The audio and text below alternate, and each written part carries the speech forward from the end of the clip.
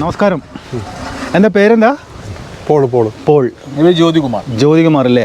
അപ്പം നിങ്ങൾ രണ്ടുപേരും കൂടിയാണോ ഈ പ്രൊജക്റ്റ് ചെയ്യുന്നത്?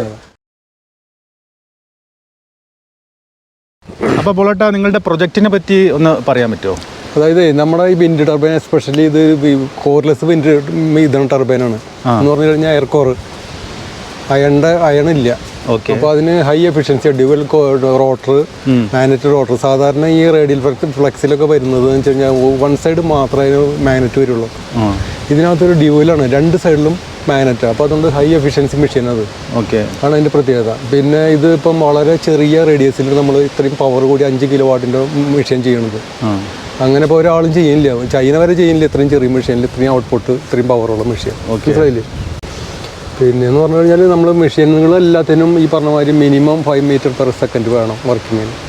അതായത് ഇത് എന്നാലും മെഷീൻ്റെ ഒരു പകുതി താഴെ നമുക്ക് എഫിഷ്യൻസി കിട്ടുള്ളൂ.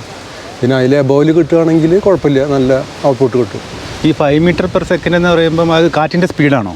സ്പീഡ് അത് കിലോമീറ്ററിൽ പറയുകയാണെങ്കിൽ 18 കിലോമീറ്റർ പെർ ഹവർ, 18 കിലോമീറ്റർ. ആ സ്പീഡ് വേണം, ഏറ്റവും കുറഞ്ഞത് അത് വേണം മിനിമം. സ്റ്റാർട്ട് ചെയ്യാൻ 1.5 മീറ്റർ പെർ സെക്കൻഡ് മതി. ഓക്കെ. ബട്ട് സ്റ്റാർട്ടായ അപ്പോൾ ജസ്റ്റ് പവർ അതിൽ നിന്ന് എമിറ്റ് ചെയ്യുന്നേ ഉള്ളൂ.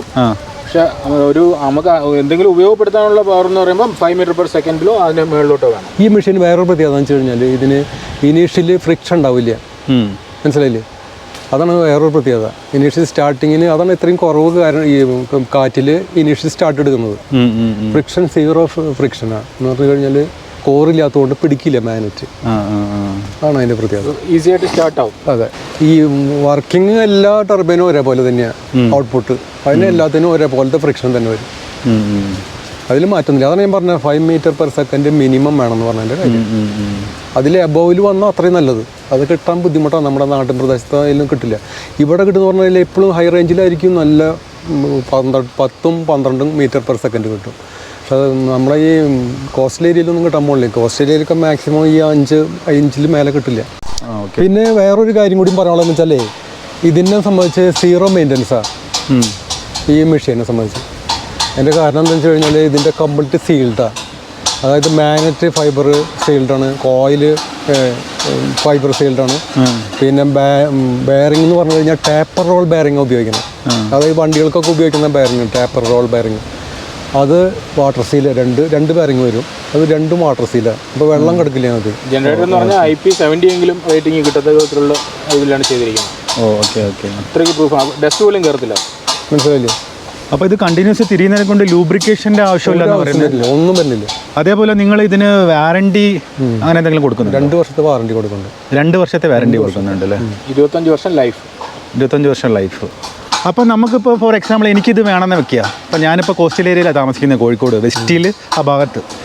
അപ്പം അങ്ങനെയാണെങ്കിൽ എനിക്ക് ഒരു വീട്ടിലേക്ക് വേണമെങ്കിൽ എത്ര രൂപ ചിലവാകും? എൻ്റെ വീട്ടിൽ 5 പേരാണ് ഉള്ളത്.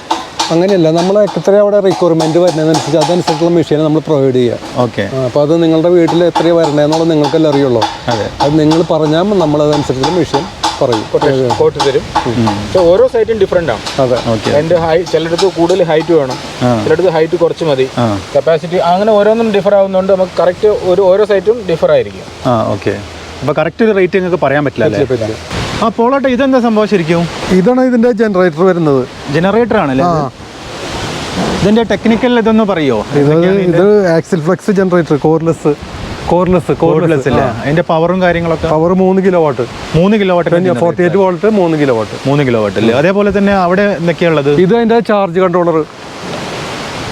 ഓക്കെ. ബ്രേക്കിംഗ് സിസ്റ്റം എല്ലാം ഉണ്ട് ഇതിനകത്ത്. ചാർജ് കൺട്രോള് മനസ്സിലായില്ലേ? MPPT charge control with braking dump load system. Okay. പിന്നെ ഇത് അതിന്റെ ബ്ലൈഡ് അസംബ്ലി. ഇതിപ്പോൾ നിങ്ങൾ ഇവിടെ നിന്ന് അസംബിൾ ചെയ്ത് വെച്ചായിരിക്കും അല്ലേ? ഇതിപ്പോൾ ഞങ്ങളിപ്പോൾ അസംബിൾ ചെയ്തതാണ്. അത് മെഷീൻ കയറ്റിയതിന് ശേഷം ഇത് കൊണ്ട് ഫിറ്റ് ചെയ്യുള്ളൂ. ആദ്യം മെഷീൻ അത് ഇൻസ്റ്റാൾ ചെയ്യും. ഓക്കെ. ഇത് ടൈല്. അതിൻ്റെ പുറകിൽ വരുന്ന ടൈലില്ലേ? ഓക്കെ. ഇത് ഇഞ്ചസ് ടൈപ്പാണ് കേട്ടോ. എന്ത് ടൈപ്പ്?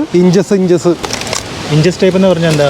അങ്ങോട്ടും ഇങ്ങോട്ടും ഇങ്ങനെ തിരിയും, 2 സൈഡിലേക്കും തിരിയുന്നു. ഡയറക്ഷൻ മാറ്റാൻ വേണ്ടിയിട്ടേ. മറ്റേതൊക്കെ പെർമനന്റ് വരിക സാധാരണ. ഇത് ഹൈ വിൻഡ് വരുമ്പോഴത്തേക്ക് ഡയറക്ഷൻ മാറ്റും, മെഷീനെ ബ്രേക്ക് ചെയ്യും. അതുകൊണ്ട് എന്തെങ്കിലും ഗുണം? അതുകൊണ്ട് ഓവർ പ്രൊട്ടക്ഷൻ, ഓവർ വിൻഡിൻ്റെ പ്രൊട്ടക്ഷൻ. ഒരു 45 മൈൽ സ്പീഡിൽ വന്നു കഴിഞ്ഞാലേ ഈ സാധനം ഡയറക്ഷൻ മാറിപ്പോകും. മെഷീൻ ഇപ്പോൾ വിൻഡിൻ്റെ പൊസിഷനിൽ നിൽക്കുകയാണെങ്കിൽ 45 മൈൽ സ്പീഡിലുള്ള കാറ്റ് വന്നു കഴിഞ്ഞാൽ ഡയറക്ഷൻ മാറ്റിയിട്ട് ബ്രേക്കിംഗ് കൊണ്ടുവരും. അപ്പോൾ ഈ വിൻഡ് സ്ട്രൈറ്റ് നിൽക്കുന്നത് ഇങ്ങോട്ട് തിരിയത് ഇതിൻ്റെ ടൈല് തിരിഞ്ഞിട്ട് മെഷീനെ ഓപ്പോസിറ്റ് സൈഡിലേക്ക് തിരിയും. അപ്പോൾ ബ്രേക്ക് ആവും. പിന്നെ അത് കൂടാണ്ട് നമുക്ക് അതിൽ ബ്രേക്കിംഗ് ഉണ്ട്, ഇലക്ട്രോണിക്സ് അതിൽ ബ്രേക്ക്. കേരളത്തിൽ നമുക്ക് ഇത് വെക്കാൻ പറ്റിയത് ഇപ്പോൾ ഈ ഹൈ റേഞ്ചും അതുപോലെ കോസ്റ്റൽ ഏരിയ അങ്ങനെ 2 സ്ഥലത്തെ വർക്കൗട്ട് ആവുള്ളൂ. അതായത് വയനാട്ടിൽ വെക്കാൻ പറ്റും. പക്ഷെ എന്താ കുഴപ്പമെന്ന് വെച്ചാലേ നമുക്ക് ഒരു ദിവസം കിട്ടുന്ന കറണ്ട് ഒരാഴ്ച കഴിഞ്ഞാലേ കിട്ടുള്ളൂ. മനസ്സിലായില്ലേ? അപ്പോൾ നമ്മൾ ആ ഇൻവെസ്റ്റ് ചെയ്യുന്നതിൽ അർത്ഥമില്ല. വിൻഡ് ഇതേപോലെയുള്ള വിൻഡ് കിട്ടണം. ഇത് കണ്ടില്ലേ ആ വിളിക്ക് നോക്കിയേ, കണ്ടാ? ഇതേപോലത്തെ വിൻഡ് ഉണ്ടെങ്കിൽ അത് ഗുണം ചെയ്യുള്ളൂ. ഇത് ഡംപ് ലോഡാണ്. ഇതിപ്പോൾ നമ്മൾ DC ബൾബ് വെച്ചിട്ട് ചെയ്തത് 100 വാട്ട്സിൻ്റെ 20 ബൾബ്. അപ്പോൾ 2000 വാട്ട്സ്. ഇതിനെ നമ്മൾ ബ്രേക്കിങ്ങിലേക്ക് ചെയ്യാനായിട്ട് ചെയ്തിട്ടുണ്ട് ഡംപ് ലോഡിന്. ബാറ്ററി നമുക്ക് ഫുള്ളായി കഴിഞ്ഞാലേ ഫുൾ ഗ്രാവിറ്റിയിലേക്ക് എത്തി കഴിഞ്ഞാൽ അതിൽ നിന്ന് ഡൈവേർട്ട് ചെയ്യും വോൾട്ടേജ്, പിന്നെ ബാറ്ററിയിലേക്ക് പോവില്ല. ഇതിനകത്തേക്ക് വരും. അപ്പം സിസ്റ്റം ബ്രേക്കാവും. മനസ്സിലായില്ലേ? അതിന് വേണ്ടിയിട്ട്. അതുപോലെ അത് ബാറ്ററി ലോ വോൾട്ടേജ് വരുമ്പോഴത്തേക്ക് വീണ്ടും നിന്ന് കട്ടായിട്ട് വീണ്ടും ബാറ്ററിയിലേക്ക് പോകും. അതേപോലെ പോളേട്ടാ, ഇതിൻ്റെ ഹൈറ്റിൻ്റെ കണക്കൊക്കെ എങ്ങനെയാണ്? ഹൈറ്റ് ഈ മരങ്ങളുള്ളടത്ത് കുറച്ച് ഹൈറ്റ് കൂട്ടി വെക്കണം, തടസ്സങ്ങൾ വരാണ്ടിരിക്കും, ഫ്ലോ കറക്റ്റ് കിട്ടാൻ വേണ്ടിയിട്ട്.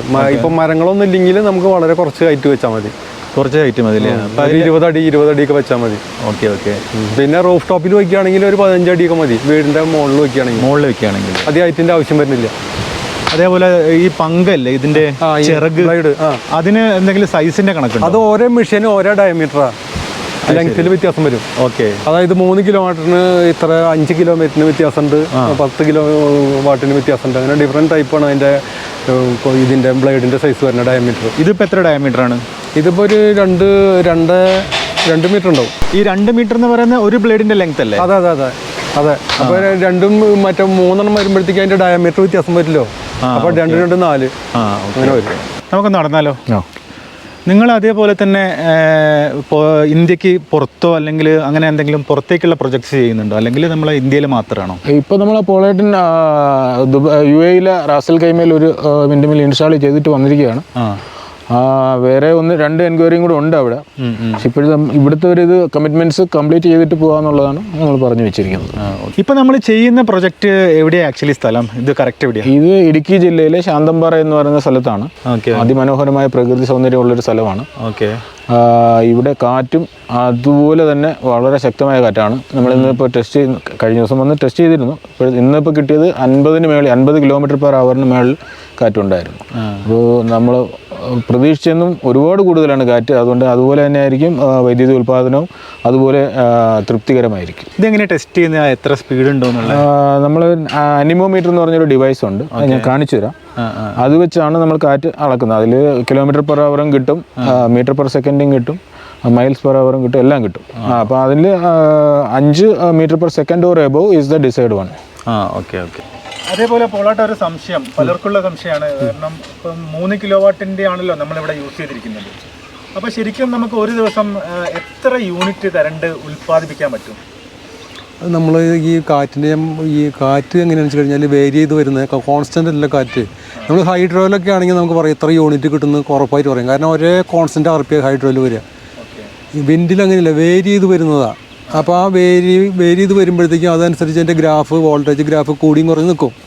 അപ്പോൾ നമുക്കത് അങ്ങനെ പറയാൻ പറ്റില്ല. അപ്പോൾ ഒരു ദിവസത്തെ നമ്മൾ മോണിറ്റർ ചെയ്യണം, അങ്ങനെ ഒരു ദിവസം എത്ര കിട്ടി എന്നുള്ളത് അത് പ്രകാരം ചെയ്യാൻ പറ്റുള്ളൂ. അല്ലാണ്ട് ഇത്ര കിട്ടുമെന്ന് നമുക്ക് ഒരിക്കലും തീർത്ത് പറയാൻ പറ്റില്ല. അതേപോലെ പോളാട്ട ഈ ഓൺ ഗ്രിഡും അതേപോലെ തന്നെ ഓഫ് ഗ്രിഡും തമ്മിലുള്ള വ്യത്യാസം എന്താ ശരിക്കും പറഞ്ഞുതരാം? അത് പറഞ്ഞുതരാമല്ലോ, തീർച്ചയായിട്ടും പറഞ്ഞുതരാം. ഓൺ ഗ്രിഡ് എന്ന് പറയുമ്പോഴത്തേക്കും നമ്മൾ ഈ KICBയിലേക്ക് നമ്മൾ പവർ ഉൽപ്പാദിപ്പിച്ചിട്ട് KICBയിലേക്ക് കൊടുക്കണം.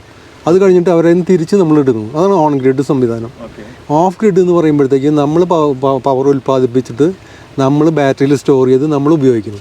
അത് ഓഫ് ഗ്രിഡ് സിസ്റ്റം. ഇതാണ് ഇത് രണ്ടും തമ്മിലുള്ള വ്യത്യാസം. മനസ്സിലായി? ഇതിലത് ചെയ്യാൻ പറ്റില്ലേ? ഏത് ഈ വിൻഡ് ടർബൈനില ചെയ്യാലോ? രണ്ടും ചെയ്യാം. ഓൺ ഗ്രിഡും ചെയ്യാം, ഓഫ് ഗ്രിഡും ചെയ്യാം. ഓൺ ഗ്രിഡ് ചെയ്യുമ്പോഴത്തേക്ക് വിൻഡ് ടർബൈൻ ചെയ്യുമ്പോഴത്തേക്കും നല്ല കാറ്റ് വേണം. അതായത് 10 മീറ്റർ പെർ സെക്കൻഡിലുള്ള കാറ്റുണ്ടെങ്കിലേ നമുക്ക് ഓൺ ഗ്രിഡ് ചെയ്തിട്ട് പ്രയോജനം ചെയ്യുള്ളൂ. എന്നാലും അതിനുള്ള ഔട്ട്പുട്ട് കിട്ടുള്ളൂ, യൂണിറ്റ് നമുക്ക് കിട്ടുള്ളൂ. 5 മീറ്ററിലൊക്കെ വെച്ച് കഴിഞ്ഞാൽ ഓഫ് ഗ്രിഡ് ആയിട്ട് നല്ലത്. എന്ത് കഴിഞ്ഞ് കഴിഞ്ഞാൽ അതിൻ്റെ അളവ് കുറയും ഇതിൻ്റെ യൂണിറ്റിൻ്റെ. അപ്പോൾ അതുകൊണ്ട് ഓൺ ഗ്രിഡ് ചെയ്യുമ്പോഴത്തേക്കും കാറ്റിന് ശക്തമായ കാറ്റ് വേണം. അത് ഈ വലിയ മെഷീനുകളൊക്കെ അങ്ങനെ തന്നെയാണ്. അവർ കാറ്റ് കൂടുതലുള്ള സ്ഥലത്താണ് ആ മെഷീൻ ഇൻസ്റ്റാൾ ചെയ്യുള്ളൂ, അല്ലെങ്കിൽ അത് വേസ്റ്റാണത്. അപ്പോൾ പോളേട്ടാ, ജ്യോതി ബ്രോ, നിങ്ങളുടെ വിലപ്പെട്ട സമയം തന്നതിൽ ഒരുപാട് സന്തോഷം. Thank you very much.